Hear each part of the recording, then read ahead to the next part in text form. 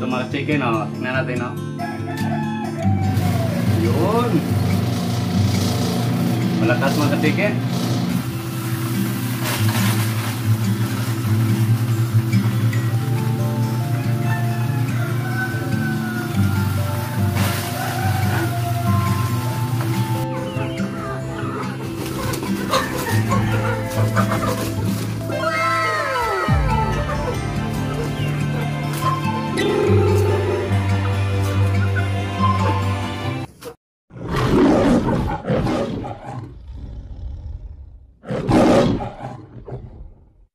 Magandang araw sa inyo mga ka-chicken!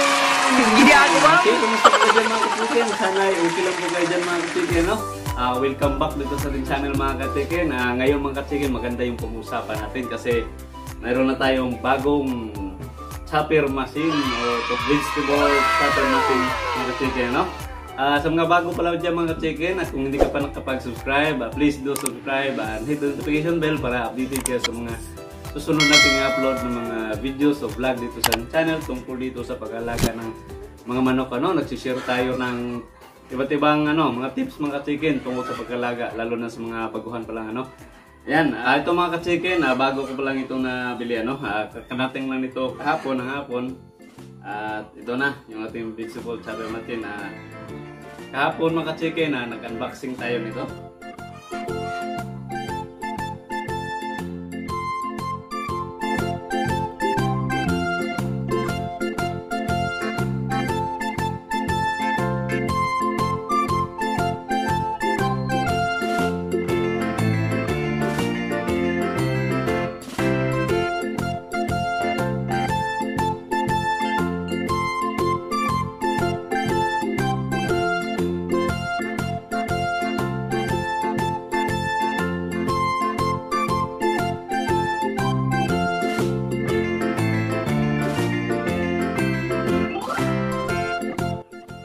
At saka ito na ngayon mga ka-chicken, masusubukan na natin yung ating bagong chopper machine. Napakalaking tulong ito mga ka-chicken dito sa ating pag-alaga ng mga manok sa pagkain nila na makatipid tayo kasi mabibigay tayo ng mga organic na mga forages na napakain tulad ng madiriagwa, at mga chasat natin yung banana trunk o yung ng saging, yung sa bandang may gitna.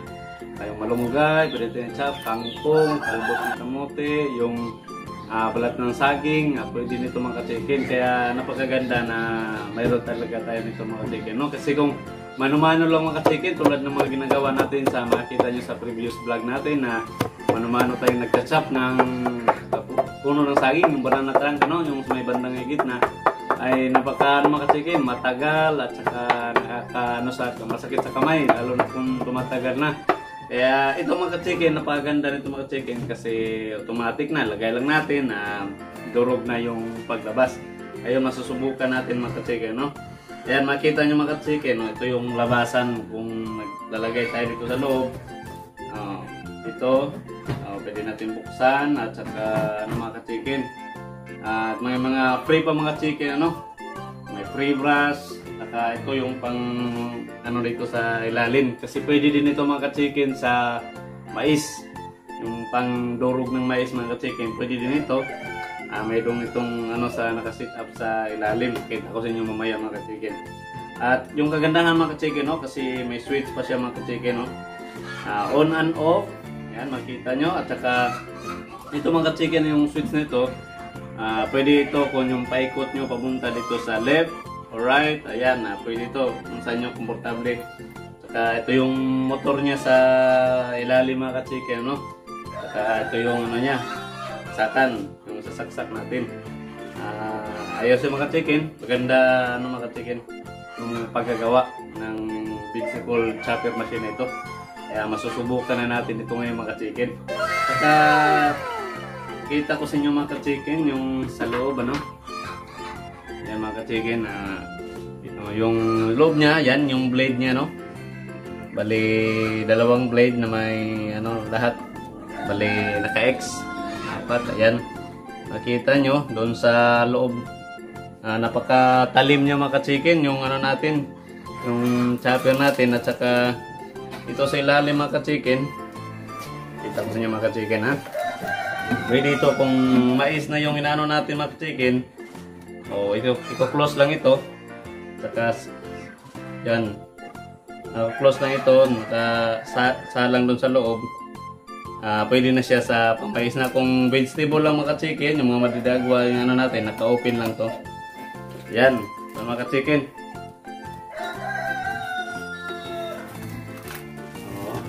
Yan. Ganda niya mga chicken at saka doble pa yung balde na nilagay sa kanya mga chicken. Kaya sigurado matibay. Yan.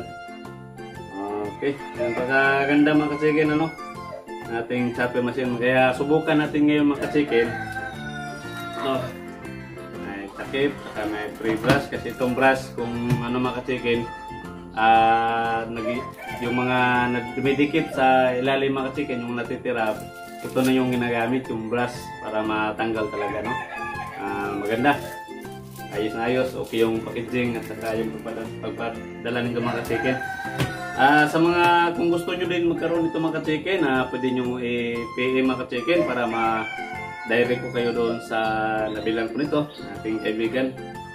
PM nyo lang mga chicken o mag-message lang kayo doon sa ating FB page na Ed Leon Channel para masagot ko agad kayo at ma-replyan para ma-direct ko kayo doon sa nabilhan natin ito mga chicken. Nice na ayos. Kaya ngayon mga chicken, subukan na natin ito. So ito na mga chicken, ito na yung i-chop natin kasi ito yung mga ihalo ko ngayon sa pagkain nating mga lagang manok makita nyo dito, ito yung Madre de Agua natin mga chicken. Yan, napaka mayaman sa protein ito mga chicken.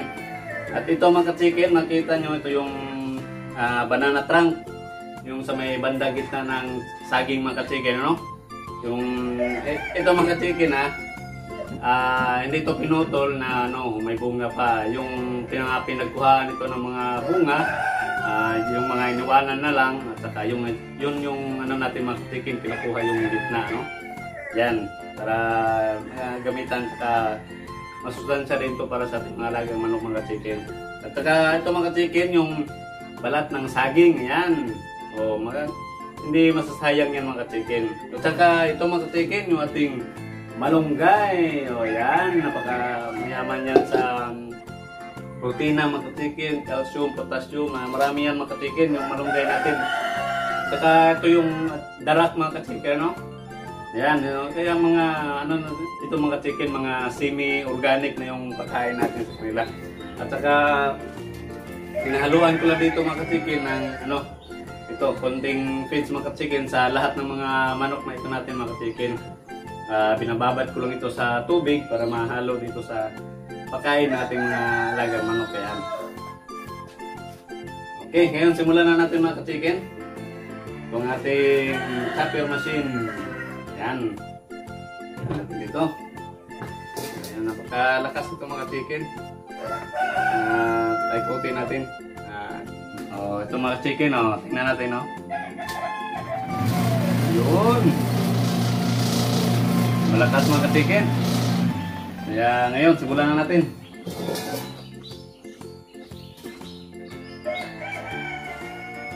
Ayan. Okay, ayan mga chicken. Ngayon, simulan na natin, unahin natin itong Madre de Agua natin mga chicken. Ayan, medyo tumartalsik ito mga chicken, kaya maglagay tayo ng takip. Okay, una natin mga chicken. Okay, yun.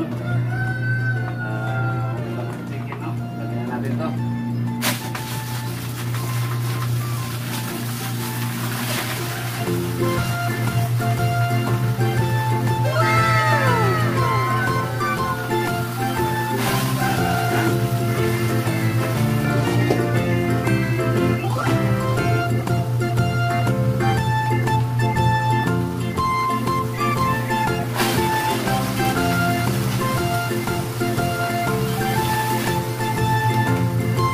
Hindi ko lang ito gagamitin mga chicken kasi agad dito lang para hindi malalaki yung dahon.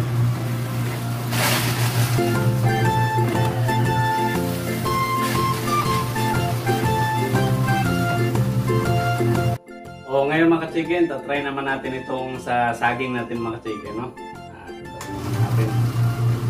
Yan. Buksan muna natin to. Yan, kaya ba niya? Ay, sus. Sisiw na sisiw mga katikin.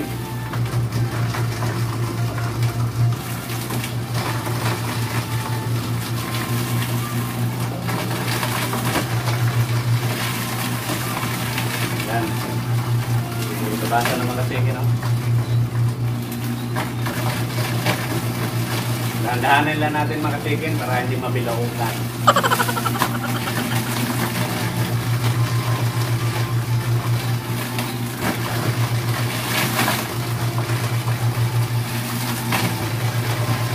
Saka itong balat ng saging mga katikin. Tama na natin. Pwede na ito dito. Kasi kasya na. Oh. Ayos.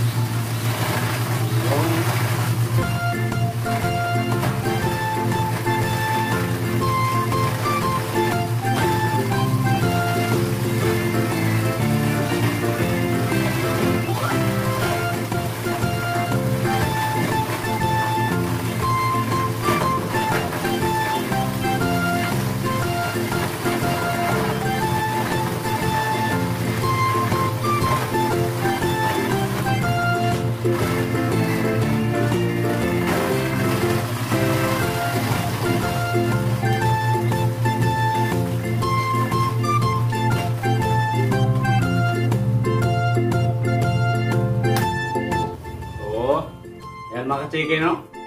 O, pinong-pinong. Ito na yung pagkain natin mga ka-chicken. Haluan na natin ng kunting pizza, no? Pampalasa ka rin.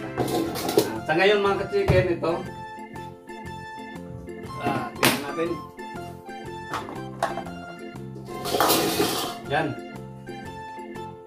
So, makita natin mga ka-chicken, maraming dumidikit, ano? Sa loob. Kaya kunin natin yan. Sa ngayon, lagyan ko muna ng ipa para medyo madaling matuyo at saka madaling makuha yan mga chicken. Okay, tapos.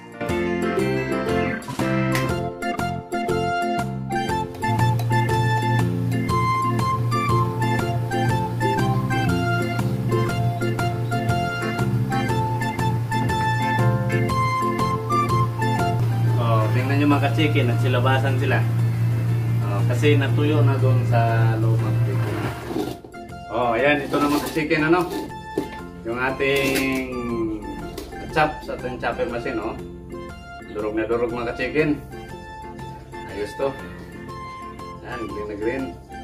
Ito may dara kasi para matuyo doon sa loob mga chicken, ano?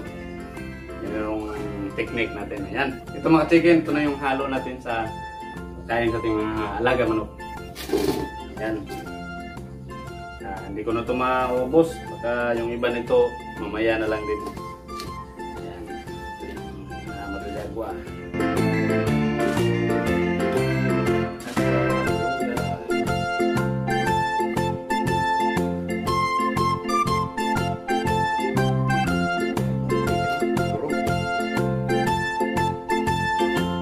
Ito, separate ko para sa breeder natin.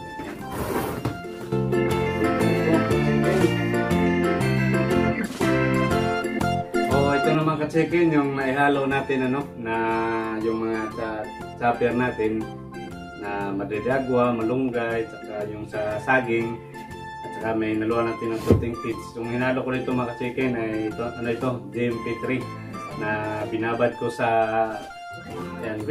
sa tubig. Yan, at saka hinalo ko na. Ito din sa feeders natin. Yan, kain na natin ito mga ka-chicken. Tara!